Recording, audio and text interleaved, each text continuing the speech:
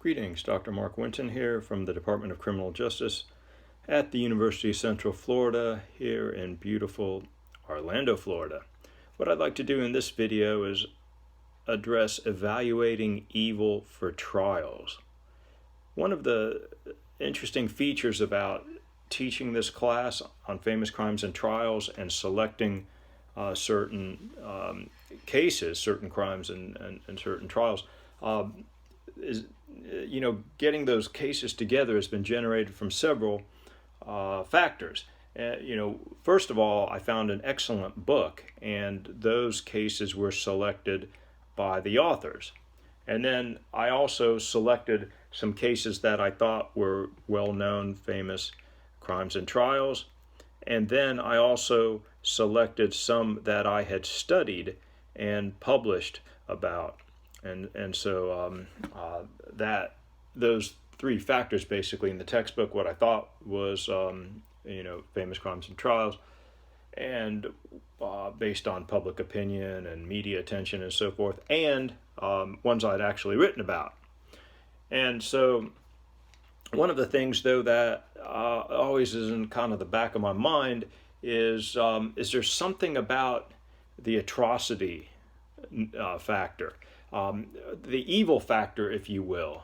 The cases that we're familiar with, the cases that become real popular, that are discussed, that are presented in the media, is there a sense of evilness about the case or the crime? And is this something that we might want to address as we think about famous crimes and trials? Well, before I proceed to how we might actually measure evil in court systems, I want to talk a little bit about some theoretical background.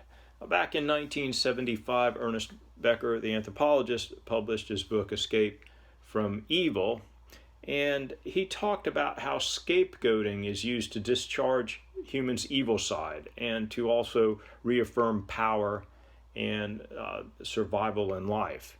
And so scapegoating brings groups together. Emile Durkheim talked about how having crime brings groups together to fight the crime. And Becker talked about how groups may create evil to destroy it, which actually ends up having a self-esteem enhancing effect.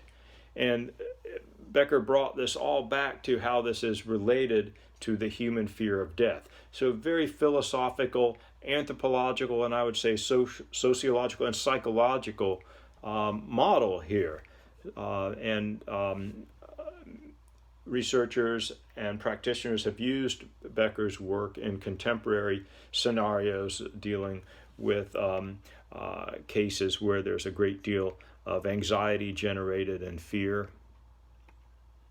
Baumeister in 1999 in the book Evil, Inside Human Violence and Cruelty, second edition, published by Freeman and Company, talked about 4 causes of evil: material gain, threatened egotism, idealism, and the pursuit of sadistic pleasures. He also pointed out that people who commit evil have levels of high self-esteem. They don't have low self-esteem, as we might predict, but they actually have levels of high self-esteem. And going back to our cases, think about the perpetrators and their self-esteem as you might interpret that. And also think about the causes of evil as related to any of those cases. Was it for material gain or threatened egotism, idealism, or the pursuit of sadistic pleasures, or a combination of those? And then moving on, Bandura, Caprara, and Laszlo in 2000 published an article in the Journal of Human Values titled Corporate Transgressions Through Moral Disengagement.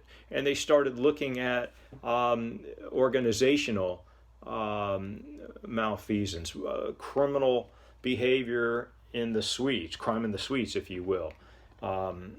So corporate transgressions. And they looked at the abuse of power as related to a variety of factors. They looked at such factors as moral justification, or euphemistic labeling, advantageous comparisons, displacement of responsibility, diffusion of responsibility, disregarding or distorting the consequences, dehumanization, and attribution of blame. So basically, there's all these methods that the corporations use, people working in the corporations that commit crimes, how they basically will deny or neutralize their crimes in that sense.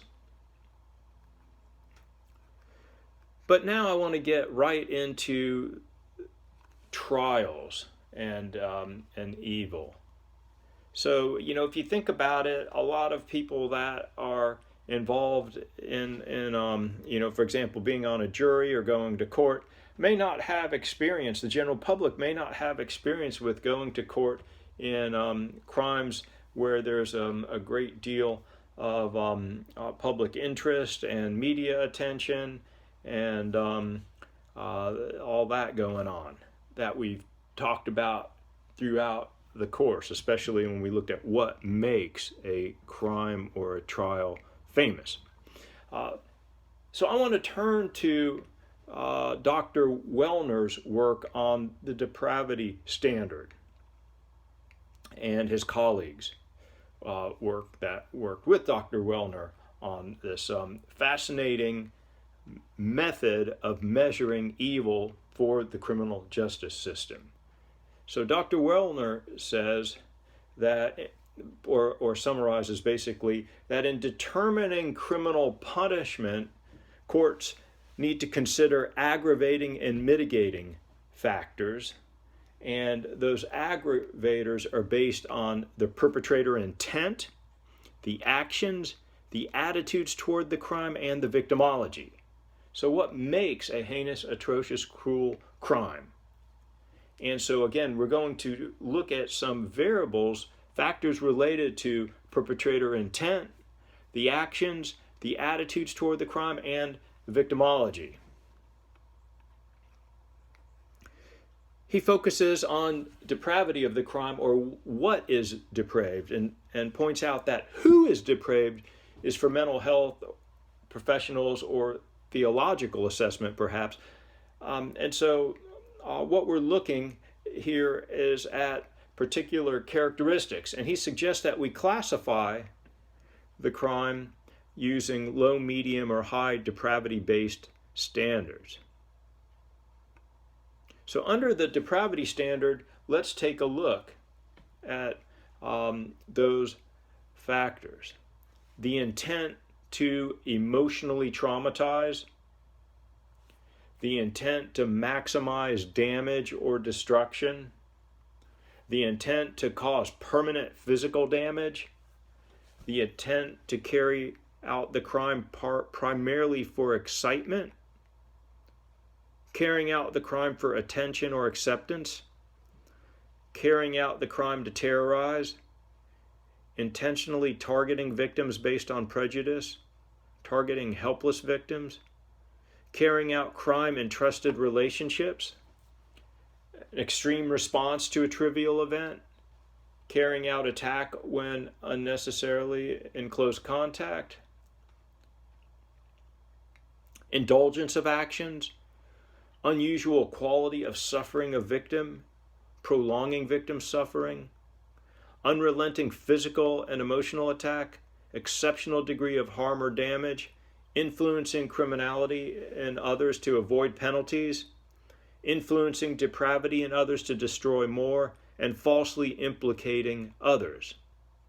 Continuing, disregard for victims' feelings, satisfaction or pleasure in response to actions, projecting responsibility onto the victim, disrespect to victim after the fact, and indifference to actions and their impact.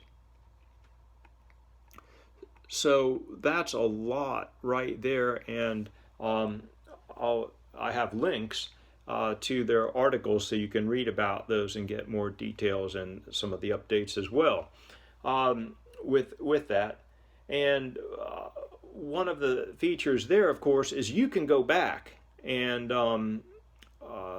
you can take any crime and trial and you can go ahead and use those questions from the depravity standard, use the depravity standard scale, if you will, to measure how evil a particular crime is in a scenario that's in going through a trial. And I've done that with a couple of my courses and presentations I've done before. I did that with a course I taught on genocide, and I presented 2 genocidal perpetrators and had the class rate them on the depravity scale, and one came up as very highly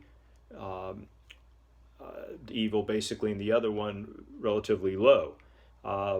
I've also done that in presentations and wondered how we would use this in different settings, if it was relevant, or how it would be used. But certainly in the court system, where it has been constructed and developed for that purpose. So one of the things, of course, I started reading about this, and I thought, this is just fascinating, because I've been creating a lot of case studies on different genocide perpetrators from different genocides, and this is one way of looking at some of the differences in the perpetrators' behaviors and criminal activities. So that gets back to looking at, again, perpetrator intent, actions, attitudes toward the crime, and victimology. One of the things I think that we want to take a look at is, again, how they relate to famous crimes and trials. And I would wonder if the higher the depravity standard outcome, the more likely that you're going to see that crime and that trial become more famous, if you will. One of the things I thought about when I was putting this together was thinking about, basically, if someone came up to me and asked me, what is the most evil case you ever dealt with in your professional role? I thought about that for about 5 seconds, and boom, the case came to me just like that, even though that case is probably 20, 25 years old now. And I'm not going to go into details about it, but I wondered what made that case. That was a case that really kind of rattled me, if you will. It really got to me. And when I went back thinking about that case, which I try not to do that much, but I think about it periodically when I'm teaching on certain subjects, brought that back to the depravity standard, put the case onto that standard, and found it rated or ranked very high in depravity. And so it was consistent, looking at the perpetrator intent, the actions, the attitudes toward the victim, the victimology, rated high. And I think if we brought that in, it would be high up there, similar to some of the other genocidal perpetrators that I've analyzed before. And then I thought about some other cases that were moderate or lower on that whole depravity standard. And I remember that case and the different features, and how each of those variables, how that particular crime related, the criminal actions, the multiple criminal actions over a lengthy period of time. And so that convinced me that out of all my cases, I've seen a little over 1,200 criminal cases when I was working in forensic mental health work. One stands out as the most evil. And there's some other cases that certainly I would see highly rated on the depravity standard, but really nothing seems to come that close to this one case. It's almost like an outlier almost everything is checked on high levels of depravity. So it's an interesting feature to think about. And I'll stop there with that and ask you to consider, the cases that we have studied throughout the semester, the cases that you have written about of your own interest in the different writing assignments that we had, and the cases that you think about, and current cases, and the level of depravity. And this wraps up this video. Thank you.